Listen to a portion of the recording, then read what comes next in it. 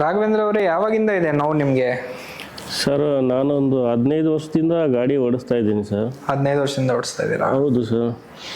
ತುಂಬಾ ಪೇನ್ ಇದೆ ಸರ್. ಒಂದು 3 ವರ್ಷದಿಂದ ನನಗೆ ಗಾಡಿ ಓಡಿಸೋಕೆ ಆಗ್ತಾ ಇಲ್ಲ, ಕರೆಕ್ಟಾಗಿ ಕೆಲಸ ಮಾಡೋಕೆ ಆಗ್ತಾ ಇಲ್ಲ. ಬೆಂಗಳೂರೆಲ್ಲ ಸುತ್ತಾಡ್ಬಿಟ್ಟೆ. ಎಲ್ಲಿ ನೋಡಿದ್ರು ಸರ್ಜರಿ ಮಾಡಬೇಕಂತಾರೆ ಅಂತ. ಅಲ್ಲಿ ಇಂಜೆಕ್ಷನ್ ಅಲ್ಲೇ ವಾಸಿ ಆಗುತ್ತೆ ಅಂತ ಹೇಳಿದ್ದಾರೆ. ಅದಕ್ಕೋಸ್ಕರ ಸರ್ ನಿಮ್ಮ ಹತ್ರ ಬಂದಿದ್ದೀನಿ. ಸೊ ಇವಾಗ ನಿಮ್ಗೆ ಒಂದು ಇಂಜೆಕ್ಷನ್ ಕೊಟ್ವಲ್ಲ, ನೀವಿಲ್ಲಿ ನೋಡ್ಬೋದು.